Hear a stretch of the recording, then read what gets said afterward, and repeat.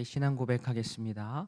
전능하사 천지를 만드신 하나님 아버지를 내가 믿사오며 그 외아들 우리 주 예수 그리스도를 믿사오니 이는 성령으로 잉태하사 동정녀 마리아에게 나시고 본디오 빌라도에게 고난을 받으사 십자가에 못 박혀 죽으시고 장사한 지 사흘 만에 죽은 자 가운데서 다시 살아나시며 하늘에 오르사 전능하신 하나님 우편에 앉아 계시다가 저리로서 산자와 죽은 자를 심판하러 오시리라.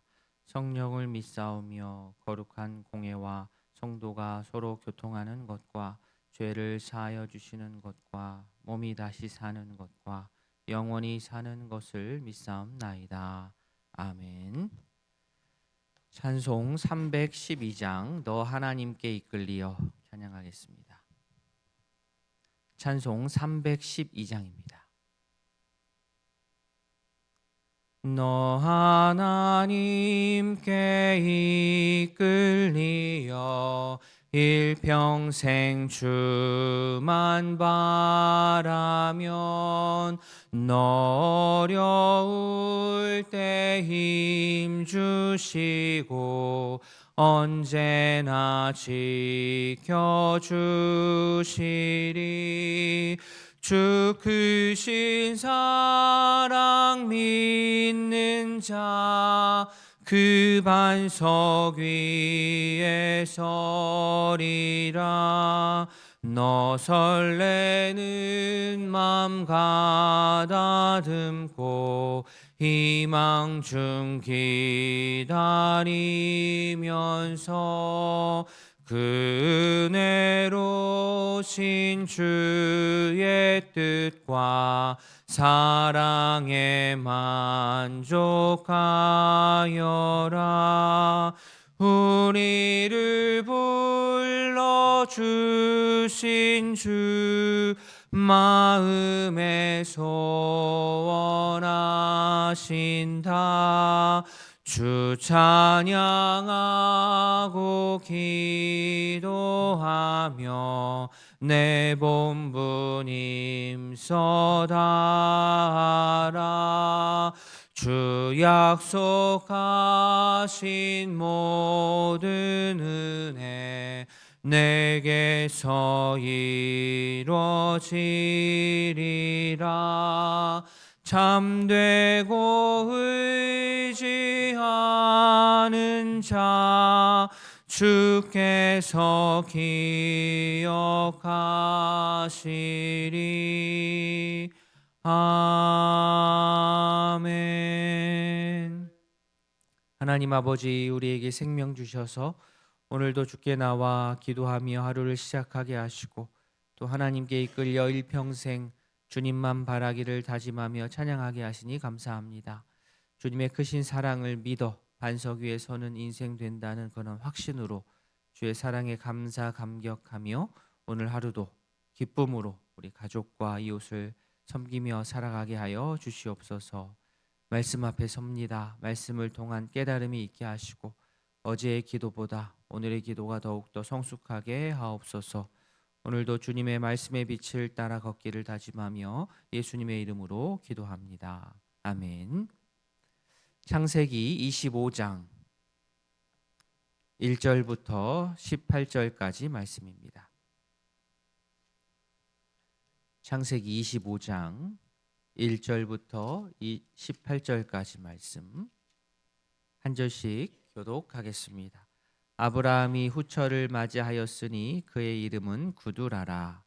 그가 시므란과 욕산과 무단과 미디안과 이스박과 수아를 낳고 욕산은 스바와 드단을 낳았으며 드단의 자손은 아수르 족속과 루드시 족속과 루미 족속이며 미디안의 아들은 에발, 한옥과 아비다와 엘라임 다 구두라의 자손이었더라.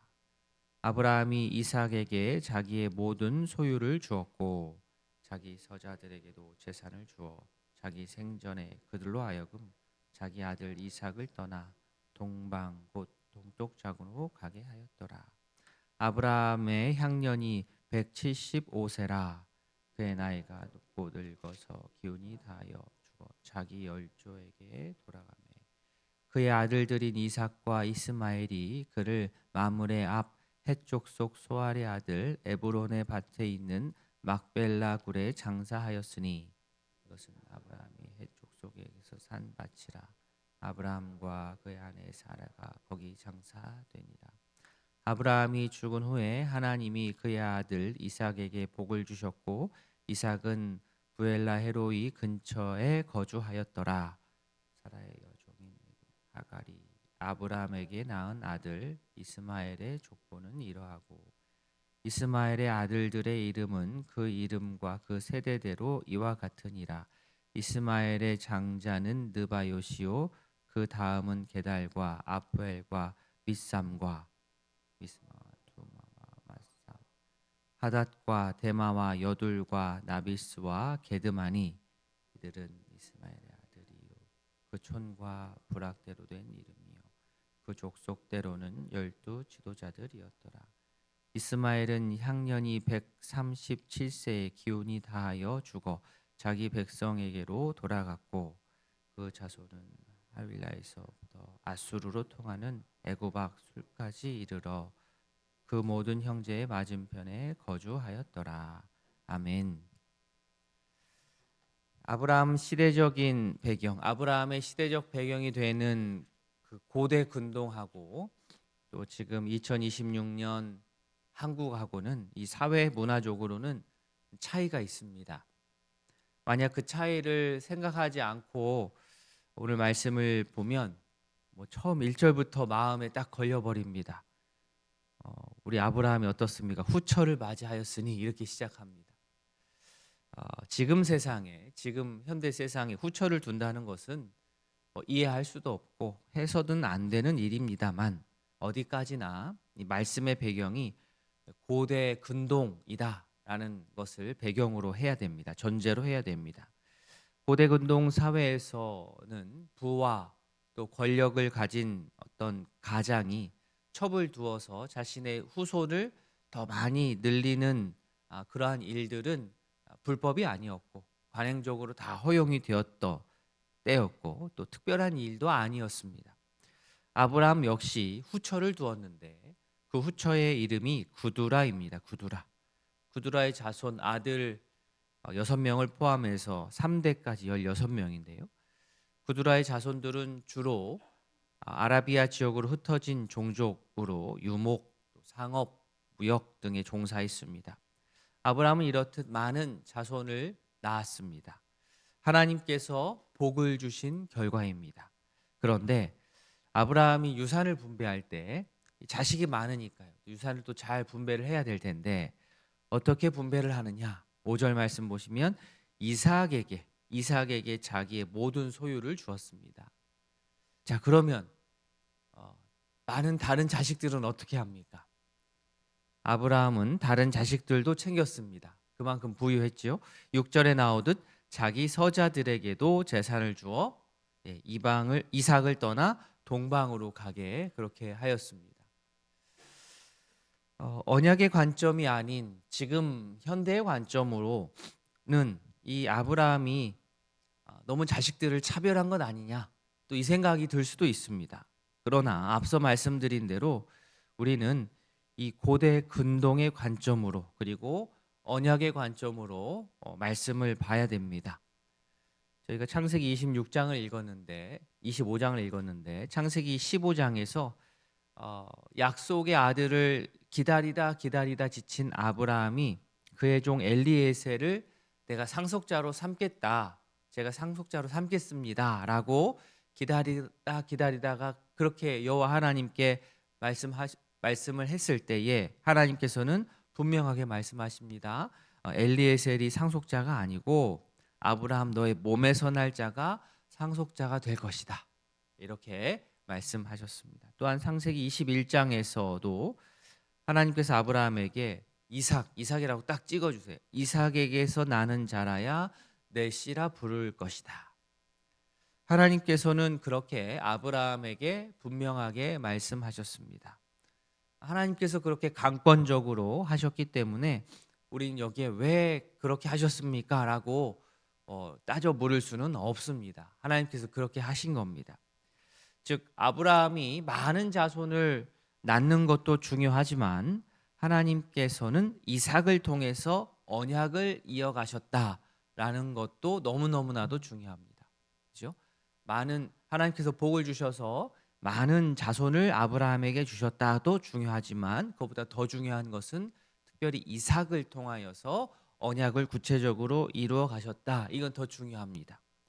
우리가 이 땅에서 여러 풍요를 맛볼 수 있지만 그 풍요도 풍요지만 더 중요한 것은 그 가운데에서 하나님의 뜻이 실천되고, 그죠? 하나님의 뜻을 이해하고 그 뜻에 따라서 우리가 신앙을 이어가는 것입니다. 우리의 신앙을 이어가는 그 길이 하나님의 뜻과 약속의 중심이 될 수 있기를 바랍니다. 아브라함은 175세에 세상을 떠났습니다. 아브라함 사망을 8절에서는 죽어 자기 열조에게로 돌아갔다. 죽었는데 자기 열조에게 돌아갔다라고 표현했습니다. 열조에게 돌아갔다. 그의 백성에게 합류했다라는 뜻입니다. 육체적인 죽음 이후에 아브라함이 자기 열조에게로 고인들이 있는 세계로 옮겨졌음을 뜻합니다. 이는 죽음이 끝이 아니라 하나님이 다스리시는 그러한 질서 안으로 그가 다시 들어갔다는 뜻입니다. 이후 이삭과 이스마엘이 아브라함의 시신을 헤브론의 막벨라 굴에 장사했습니다. 이 막벨라 굴은 아브라함이 헷 족속에게서 산 밭이고 아브라함은 그곳에서 아내 사라와 함께 같이 합장이 되었습니다. 중요한 것은 11절입니다. 11절 보시면 아브라함이 죽은 후에 하나님이 그의 아들 이삭에게 복을 주셨고 이삭은 부엘라 헤로이 근처에 거주하였더라. 아브라함의 범사, 즉 모든 것에 복을 주셨던 하나님께서 이제 누구에게 복을 주십니까? 이삭에게도 복을 주셨습니다. 이는 아브라함의 생애에서 확인된 그러한 하나님의 약속과 돌보심이 이제는 아브라함이 죽어서 딱 끊어져 버리는 것이 아니요 그 아들 이삭에게 고스란히 계승이 된 것입니다. 아브라함이 죽는다고 끝나지 않습니다. 그의 믿음, 그를 향한 하나님의 약속, 그 사람이 죽었다고 끝나는 게 아니고 그의 자녀를 통하여서 계속해서 이어집니다. 우리의 믿음도 마찬가지라고 생각합니다. 먼저는 내가 하나님과 동행하는 것입니다. 내가 하나님과 동행하면 우리 자녀들은, 우리 육신의 가족들은, 그리고 더 나아가서 우리의 영적인 가족들은 나의 그 모습을 목격할 것이고 하나님께서는 우리의 자손들의 인생을 통하여서 계속 영광 받으실 것입니다. 믿음의 본을 보일 수 있기를 원하고 또 우리 자녀들이 또 좋은 믿음의 본을 보고 또 하나님의 은혜가 더욱더 풍성하게 그리하여서 우리 자녀 세대에게 잘 전수될 수 있기를 진심으로 바랍니다. 마지막으로 12절부터는 이스마엘의 족보가 나옵니다. 이스마엘, 사라의 여종 애굽인 하갈이 아브라함에게 낳은 자손들입니다. 아들들입니다. 그는 이삭처럼 언약의 계보를 잇는 그러한 상속자는 아닙니다. 언약의 계보가 있다라고 하면 언약의 계보가 아닌 것도 있는 겁니다. 그렇다고 이스마엘이 하나님의 어떤 축복에서 아주 배제된 악인들이었냐 그렇게 말할 수 없습니다. 16절에 따르면 이스마엘의 아들들은 12족속의 지도자가 되었습니다. 이렇듯 하나님께서는 언약의 중심도 붙드시지만 언약의 주변도 분명하게 붙드십니다. 이 하나님의 복은 넓게 미치고 하나님의 언약은 신실하게 이어집니다. 하나님의 복과 하나님의 언약이 이어지는 방식과 범위는 우리가 생각하는 그 예상하는 범위나 방식보다 훨씬 더 그 방식이 넓이가 큽니다. 크고 넓게 보자면 우리가 구약 창세기를 보지만 크고 넓게 보자면 이 창세기의 이 언약의 흐름은 결국에는 그리스도 예수로 이어집니다. 우리는 혈통이 아닌 믿음으로 언약에 참여합니다. 나의 어떠한 외적인 조건이나 공로가 아닌 하나님의 주권적인 선택으로 내가 하나님의 자녀가 되었다라는 사실을 우리가 꼭 기억하고 그 은혜에 합당한 삶의 모습으로 하나님께 영광을 돌리며 살아가는 우이동교회 모든 가족들 되시길 진심으로 바랍니다. 아멘. 시간 말씀을 기억하면서 먼저 두 가정을 위해서 기도하겠습니다. 이민숙 집사님 가정, 성령 충만, 모든 것에 감사할 줄 알고 우리 아들 정현 형제 건강할 수 있도록 기도해 주시기 바랍니다.